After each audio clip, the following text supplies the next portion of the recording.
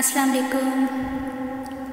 आज मैं आपको एक बहुत ही दिलचस्प कहानी सुनाने जा रही हूँ जो कि एक टिड्डे की है। ये टिड्डा कौन था, सुनिए।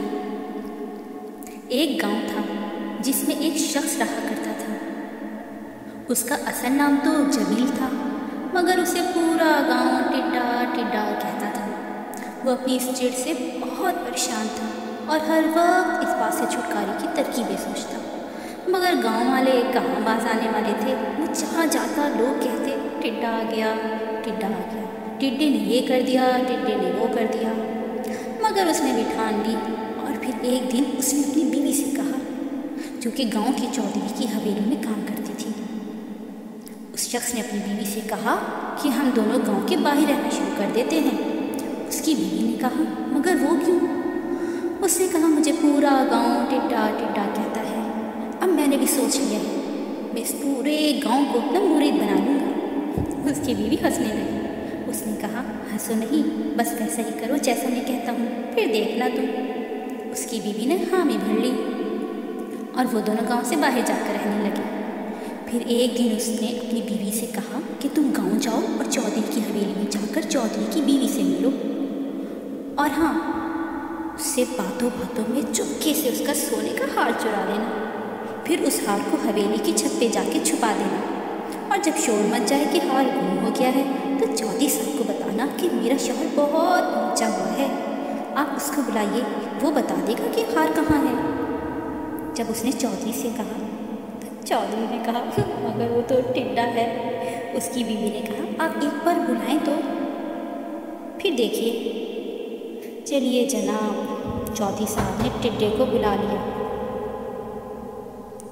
टिड्डा हवेली में आ गया और जब टिड्डे से पूछा गया कि चौधराइन का हार कहाँ है, तो उसने कहा हवेली की छत पर है, और हवेली की एक मुलाजिम ने उसे चुराया था। जब सबने छत पर जाकर देखा तो हार वहीं था। लीजिए भाई, पूरे गांव में टिड्डे की धूम मच गई, मगर चौधरी को हजम न हुआ। उसने कहा, ये कैसे हो सकता है, ये तो टिड्डा है, भला ये कैसे इतना बड़ा पीर बन गया। चौधरी ने भी ठान ली, सब के सामने इस टिड्डे की हकीकत ला कर ही रहूँगा। फिर एक दिन उसने एक प्लान बनाया ताकि वो टिड्डे की हकीकत सब के सामने लाए, मगर नाकाम रहा और टिड्डा जीत गया। फिर उसने एक दूसरा प्लान बनाया, मगर वो दूसरी बार भी नाकाम रहा, टिड्डा इस बार भी जीत गया। उसने सोचा, अब तीसरी बार तो मैं इस टिड्डे की हकीकत सब के सामने लाऊंगा, ये मेरी आखिरी कोशिश होगी। लिहाजा चौधरी ने एक बहुत ही मज़ेदार किस्म का प्लान तैयार किया और वो अपनी छत पे गया। उसकी नज़र टिड्डे पर पड़ी। उसने उस टिड्डे को जाकर पकड़ लिया, मगर वो टिड्डा तो हाथ से छूटकर दूर चला गया। चौधरी ने दोबारा कोशिश की और टिड्डे को पकड़ा। टिड्डा फिर से हाथ से निकल के दूर चला गया। चौधरी ने जब तीसरी बार टिड्डे को पकड़ा तो वो उसके हाथ में आ ही गया। चौधरी ने उस टिड्डे को अपने हाथ में छुपा लिया और फिर गांव में ऐलान किया, पूरा गांव जमा हो गया। टिड्डे को भी बुलाया गया। चौधरी ने कहा, अगर आज ये टिड्डा बता दे कि मेरे हाथ में क्या है तो मैं भी इसका मुरीद बन जाऊंगा। चलिए जनाब, ये सुनना था, टिड्डे के तो होश ही उड़ गए। अब वो कैसे बताता कि चौधरी साहब की बंद मुट्ठी में है क्या।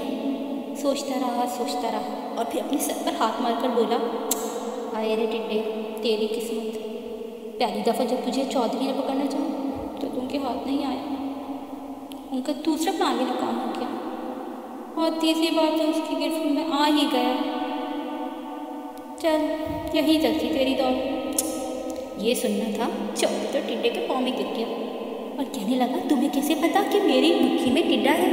और जब मैंने पहली बार इसे पकड़ा तो ये मेरी मुट्ठी से निकलकर चला गया, दूसरी बार भी चला गया, और तीसरी बार तो मैंने इसे पकड़ ही लिया। लीजिए जनाब, वो टिड्डा तो अपना जिक्र कर रहा था। चौधरी साहब ने कहा, आज से मैं भी तुमको पीर ही मानता हूँ और मैं तुम्हारा मुरीद। कैसी लगी कहानी, कमेंट में ज़रूर बताइएगा।